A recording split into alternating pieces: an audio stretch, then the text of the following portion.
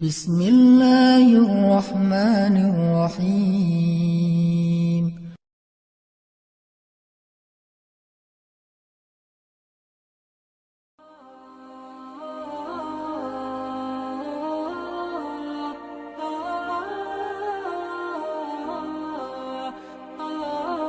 Teman-teman yang dirahmati Allah Subhanahu wa taala,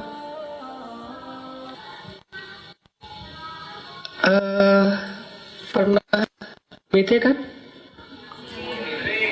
Pernah, sesekali, sering, gimana yang mana nih? Wah, ketahuan statusnya. Pernah, sesekali, sering misalnya. Pasti sering bete. Masa udah tinggal di Jepang masih bete? Kan udah tertib banget, dah segala macam teratur luar biasa ya. Dan orang Jepang juga moralnya menurut saya itu luar biasa, keren. Sampai kayaknya kita juga perlu belajar dari mereka tentang moral, sopan santun, etika. Bete, pernah baper? Wah, tragis juga ya nasib kita di sini. Kenapa baper? Karena LDRan ya. Ditinggal nikah. Waduh.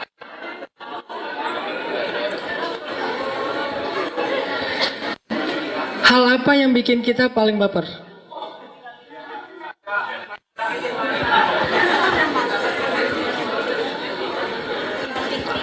Saya paham banget. Pernah sih kayak gitu. Yang mana nih?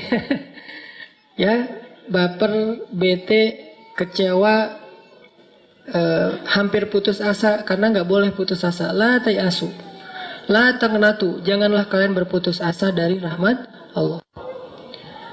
Sedih, takut, itu adalah sifat-sifat manusia. Cuman kadang alasannya masih wajar, ada juga yang alasannya nggak wajar. Yang membedakan orang baik atau orang yang kuat dengan yang tidak cuma alasannya. Tapi kalau rasa itu semuanya juga pernah ngalamin. Nabi pernah sedih, makanya turun ayat Inna a'tainakal kautsar. Itu ayat hiburan buat Nabi. Nabi pernah kecewa, pernah, makanya turun ayat ya ayyuhal muzammil. Nabi pernah misalnya marah, pernah. Makanya turun ayat abasa wa tawalla. Kalla innaha tadhkirah. Artinya perasaan emosional seseorang itu manusiawi. Cuman kalau kita turutin terus, ini bikin hidup kita nggak nyaman. Masa mau bete sampai setahun kan nggak enak ya. Move on mah maksimal kalau nggak bisa paling lama tuh 3 hari. Harusnya udah bisa move on. Hari ini diputusin, 3 hari kemudian normal lagi. Ya udah deh, 3 minggu lah paling lama ya. Ada yang 3 tahun, 30 tahun. Ini luar biasa nih, bukan setia itu mah.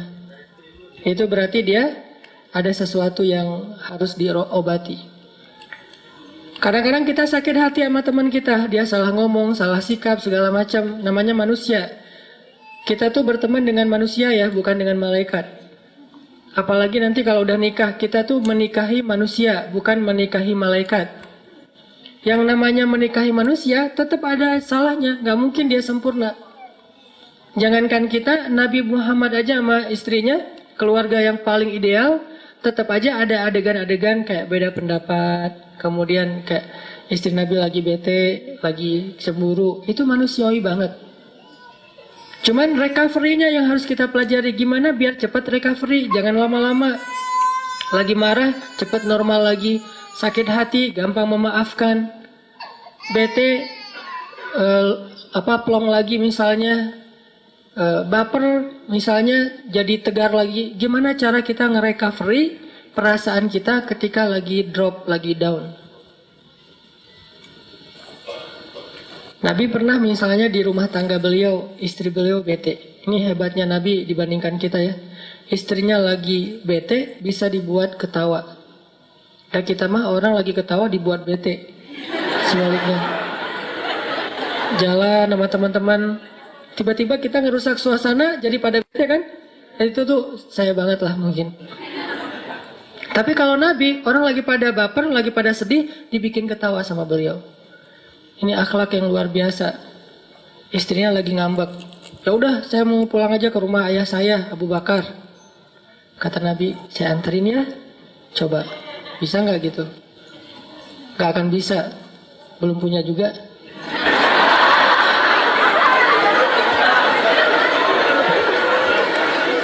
Maaf ya, saya mah hobi. Susah ditahan. Tapi ini karena sayang ya sama teman-teman, karena kita pernah sama nasibnya. Pernah ya, udah lama tapi 12 tahun yang lalu. Saya anterin ya, kata Nabi.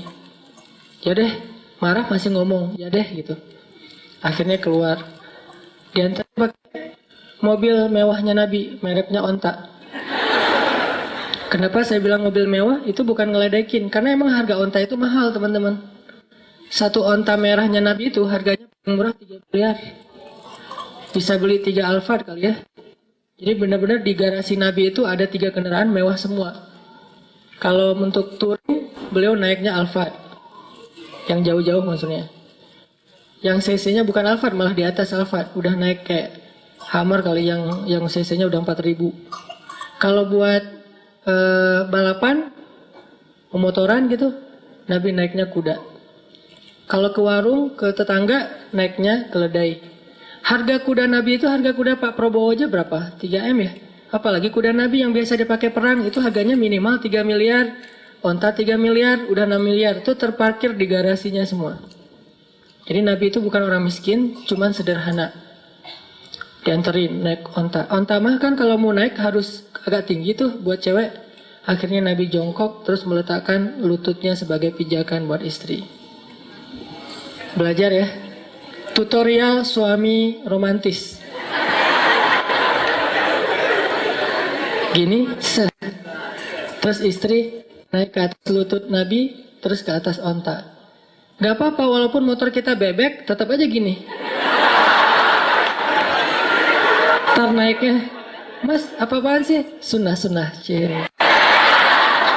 Makanya yang diikutin dari sunnah tuh yang keren diambil.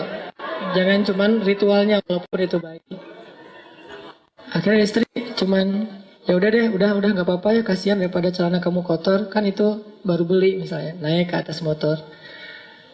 Lagi ada tips lagi tuh, kalau naik motor nanti pulang ke Indonesia, jangan pernah bawa jas hujan.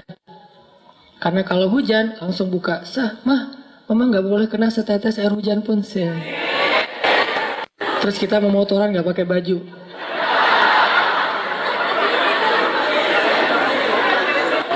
Sampai di rumah cari antangin, dikerok gitu ya.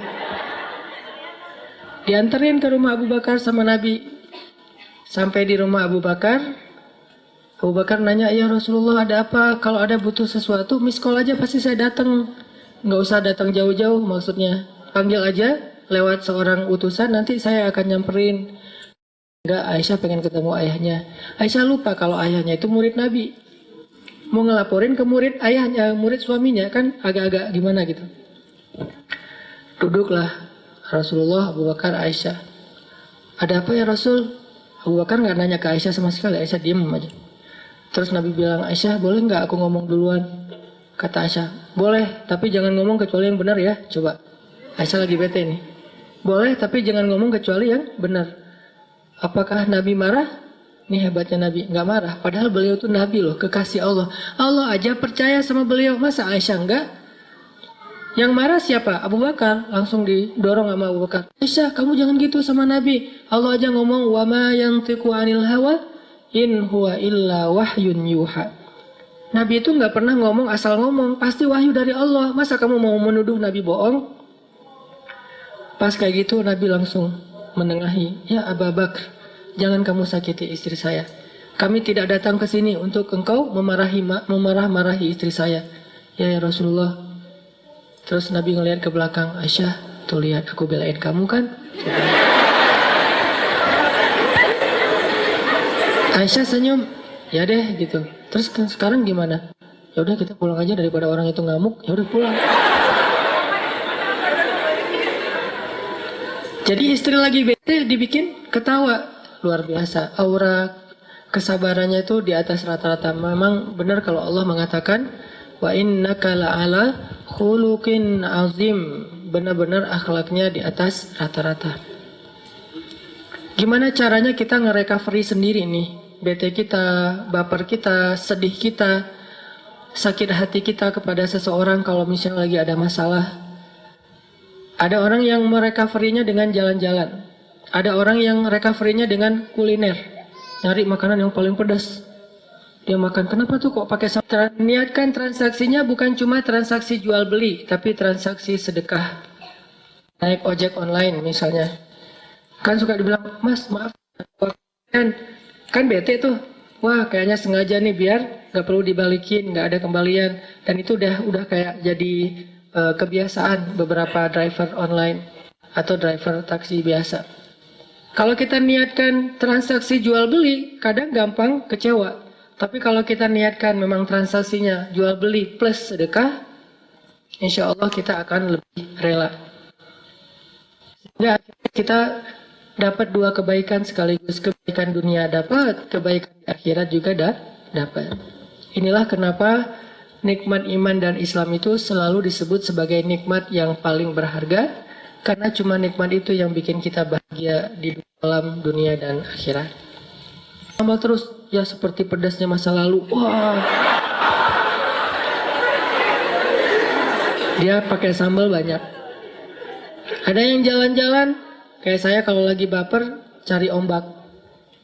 Minimal yang 3 meter. Ombak gulung saya dong. Digulung sama ombak. Kenapa? Karena tiba baper. Misalnya nih, kan di daerah Jawa Barat tuh Batu Karas sama Cimaja ya. Cuman kalau Cimaja untuk pro lah, Batu Karas untuk orang-orang yang baru belajar. Nih, cari ombak, terus pokoknya menghilangkan bete itu dengan cara traveling, terus ngopi sama teman-teman. Misalnya kayak Umar kan pernah tuh dimarahin istri. Umar sebagai seorang jawara Quraisy, gak ada yang berani kan sama Umar. Berani lo sama gua, lo lihat nih. Umar gak ada yang berani. Nabi itu hijrah sama Abu Bakar. Saya juga kadang-kadang kepikiran ya, kenapa Nabi hijrahnya gak sama Umar aja ya? Kenapa sama Abu Bakar? Padahal kan kalau hijrah sama Umar enak, gak ada yang kejar. Gimana mau kejar? Umar berdiri di depan Ka'bah terus posting. Apa captionnya? Wahai orang-orang Mekah, saya mau berhijrah. Siapa yang pengen istrinya jadi janda, anaknya jadi yatim, tunggu saya di balik bukit itu. Tuh postingannya. Abu Jahal, siapa segala macam. Semua di-mention sama dia. Pas Abu Jahal lihat ini ada postingan baru, buka. Wah, Umar nge-mention saya. Waduh, kayaknya nih mau fallback misalnya. Ternyata nggak ada yang berani. Jangankan nunggu, nge-like postingannya aja nggak berani coba. Pada diem aja, itu postingan Umar paling sepi kayaknya, nggak ada yang komen, nggak ada yang nge-like. Pas Umar mau hijrah. Kenapa Nabi nggak hijrah bareng Umar aja? Kan nggak ada yang berani ngejar. Lebih aman kan? Kenapa hijrahnya bareng Abu Bakar? Yang secara status di Mekah itu bukan orang yang jawara yang ditakuti, bukan kabilah yang besar yang disegani, bukan orang yang kaya raya yang bisa bayar segalanya jadi fasilitas, karena kekayaan Abu Bakar udah habis untuk membeli budak. Dulunya sih kaya, sekarang udah jatuh miskin gara-gara dakwah. Kenapa milih Abu Bakar? Kenapa nggak Umar aja? Kalau kita pakai logika, kalau Nabi hijrahnya bareng Umar, pasti nggak ada adegan di Gua Sur yang dikejar sampai sembunyi, terus adegan la tahzan innallaha ma'ana, itu nggak ada, karena nggak ada yang ngejar. Ternyata pelajarannya Nabi memilih Abu Bakar karena Abu Bakar lah yang paling dekat kepada Allah di antara umat beliau. Kalau mengandalkan makhluk pasti akan lemah. Gimana pun makhluk itu selama ini mungkin dianggap sebagai orang yang berkuasa, berpengaruh, kuat, ditakuti segala macam, tetap dia berstatus makhluk. Banyak hal yang dia nggak bisa nanganin sendiri. Toh pada akhirnya Umar meninggalnya juga syahid, dibunuh oleh orang munafik. Tapi kalau mengandalkan Allah, segalanya ada di dalam genggaman Allah. Tabarakalladzi biyadihil mulk wa huwa ala kulli syai'in qadir. Makanya Nabi memilih teman berhijrah yang paling dekat sama Allah. Nanti kalau ada apa-apa, mereka berdua minta ke Allah, ya Allah, gampang tuh. Cuman ngambil jalan ini agak sedikit berliku. Kelihatannya kayak serem gitu. Tapi kan kesimpulannya selamat kan sampai ke Madinah.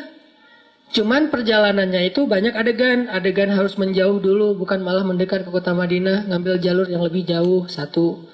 Adegan dikejar sampai ke Gua Sur, 2. Adegan melibatkan semua keluarga Abu Bakar, 3. Adegan dikejar oleh Suraqah bin Malik, hampir ketemu, 4. Memang banyak adegan-adegan, tapi adegan-adegan itulah yang makin menambah iman kita kepada Allah. Gitulah hidup. Ketika kita memilih jalan Allah, mungkin akan banyak pengalaman-pengalaman unik yang kita alamin sepanjang jalan. Kalau kita ngambil jalan yang lain, kayaknya lempeng, cuman gak sampai. Lurus tuh, gak tahu kemana tapi. Kalau jalan Allah kadang berliku. Dan banyak sekali pengalaman di jalan itu yang buat kita makin yakin sama Allah. Bikin kita makin bisa survive dari masalah yang akan datang. Bikin kita lebih tough ketika menghadapi masalah. Kenapa? Dididik oleh lika-liku perjalanan tersebut. Saya sama istri saya aja. Istri itu dulu ke Mesir beasiswa. Saya nggak lulus. Jadi pas saya ikut tes beasiswa, yang ngetesnya juga bete ngeliat muka saya. Ngapain kamu? Mau ke Mesir, Pak? Enggak, pulang aja. Suruh pulang. Nggak lulus gitu coba. Akhirnya karena nggak lulus beasiswa, saya ngumpulin uang untuk berangkat sendiri. Pokoknya saya harus berangkat. Istri saya lulus beasiswa, langsung dibeliin tiket, udah ditetapin beasiswa selama di Mesir berapa sebulan, dapat tempat tinggal. Pokoknya tinggal tanggung beres saja. Saya harus mikirin semuanya sendiri. Traveling gak bawa uang sama sekali, karena uangnya habis untuk beli tiket return, masih visa turis, jadi harus beli tiket PP.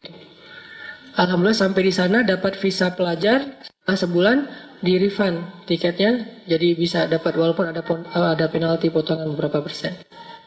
Tapi lika-liku perjalanan itu bikin makin yakin, oh benar ya, kalau kita niatnya karena Allah, saya karena Allah nggak ya waktu itu? Nggak, walaupun nggak murni-murni amat lah, saya nggak mau menganggap diri paling soleh ya. Cuman perjalanan waktu itu, kalau mau jujur mah, kenapa ke Mesir? Pengen jalan-jalan sih. Bukan ke Al-Azhar, bukan sebetulnya. Cuman kalau nggak ke Al-Azhar nggak dapat visa, ya udah ke Al-Azhar deh, biar dapat visa gitu. Tapi pas udah masuk ke Al-Azhar, Masya Allah ulama semua nih. Gelar paling rendahnya doktor. Karena LC kayak saya tuh di Mesir, kerjanya supir taksi. Itu LC. Karena tingkat pendidikan Islam di Mesir itu tinggi. Sehingga orang kalau mau jadi guru minimal doktor. S2 jaga perpustakaan. S3 baru ngajar di SD, SMP, SMA. Di kampus juga kalau S3-nya doktornya yang paling bagus nilainya mungkin. Rata-rata profesor. Pas pulang ke Indonesia, LC jadi ustadz. Jadilah kayak gini. Nah, artinya saya lika-liku perjalanan kayak gitu, terus belajar tentang Masya Allah, Allah banyak kasih kejutan. Dan yang luar biasanya, saya sama teman-teman saya tuh, teman-teman yang beasiswa berangkat sendiri, pulang sendiri. Saya yang modal dengkul berangkat sendiri, pulang bertiga. Istri dan anak. Nikah di sana juga nggak ada modal. Yang penting lamar dulu dan jangan kasih tahu kalau nggak ada duit ya. Lamar aja dulu. Oh nggak nikah sama saya. Tapi itu setelah beberapa lama menggunakan bahasa-bahasa ya gitu deh. Ayah kamu tukang listrik, kenapa? Kok tahu gitu ya? Saya suka kesetrum kalau dekat kamu. Andre Taulani lah pokoknya.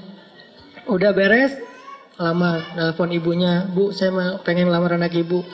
Oh, gimana anaknya? Ya anaknya udah setuju Bu gitu. Aku langsung mewakili anaknya, padahal anaknya juga belum jawab. Oh ya udah saya terserah anaknya. Udah beres semuanya baru bilang, boleh minjem duit dulu nggak buat mahar? Nah, baru dikasih tahu nggak ada duit. Alhamdulillah dipinjemin sama istri, sampai sekarang belum dibayar. Pinjemin $500. Saya pakailah $500 itu buat kerja di Arab Saudi sebagai guide pas musim haji. Dorong gitu ya. Awal-awalnya nggak dapat job sama sekali, nggak ada mungkin nggak ada pelanggan. Jadi saya naik di atas dorongan wheelchair gitu, duduk aja depan. Ya Allah, nggak adakah hamba-hambamu yang sakit hari ini gitu ya? Dari pagi sampai sore ditungguin nggak ada yang sakit. Kayaknya jamaah haji sehat walafiat. Dan itu musibah buat saya. Akhirnya sore-sore ada jamaah haji Indonesia dari Solo keluar dari masjid, kelihatan kayak bingung gitu. Langsung saya samperin, ini kayaknya calon-calon nih, saya datengin. Bu, kenapa? Ya dek, saya kesasar nggak tahu pulang ke arah mana. Oh ya ikut saya aja. Padahal saya juga baru di situ nggak tahu.